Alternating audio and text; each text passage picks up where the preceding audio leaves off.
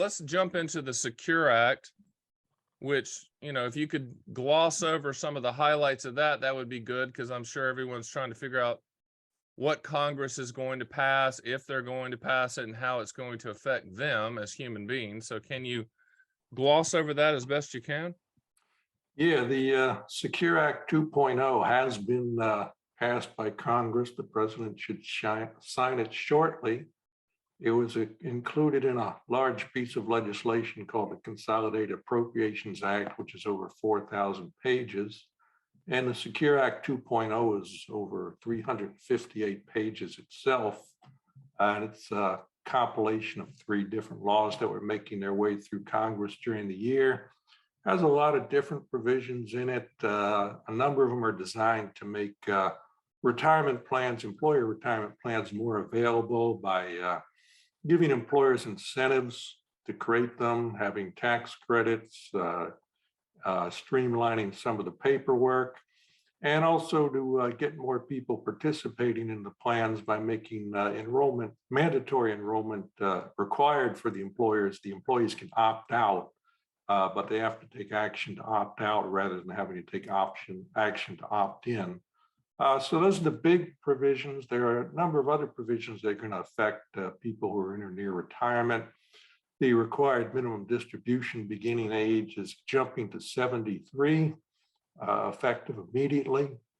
We'll eventually jump to 75, beginning in 2032, I think it is 2032. And there's changes in catch-up contributions. They're being increased for both IRAs and 401ks, and they're going to be indexed for inflation.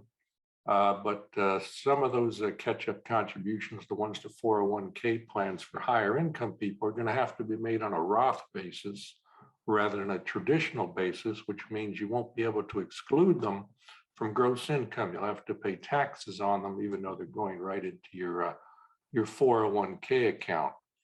There's also a little change in employer matching contributions, where you can choose to have them treated as a Roth contributions or a traditional contribution.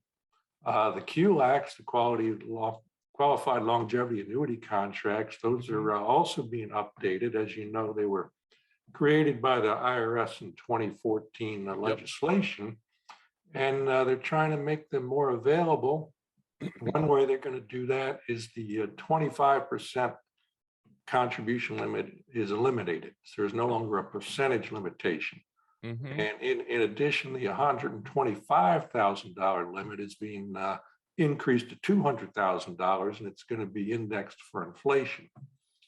So those are 2 things that should make QLACs more available to people. Yeah, more enticing to them. And there are also other there's new ways to make charitable contributions through IRAs. There's for a long time been the qualified charitable distribution, and that's now being expanded so you can make a one-time election to put part of your traditional IRA into either a charitable gift annuity or a charitable trust that will pay you income for life or a period of years, and then the remainder will go to charity. And so that the amount you put in will count as part of any required minimum distribution you have to take. And it will also, it's not deductible to you, but it's not included in your gross income when you transfer it to the account, to the trust or the gift annuity, but it will be taxed as ordinary income as you receive income over a period of years. So those are some main things. There's quite a bit in there. As I said, it's almost 400 pages, and there's quite a few different provisions. Those are what I think are the highlights in there. Hey, Stan the Annuity Man here. Did you like that little taste of my podcast, Fun with Annuities? Hey, if you want to see the full version, click the link and watch the whole darn thing. Remember, Fun with Annuities. Live in the reality, not the dream.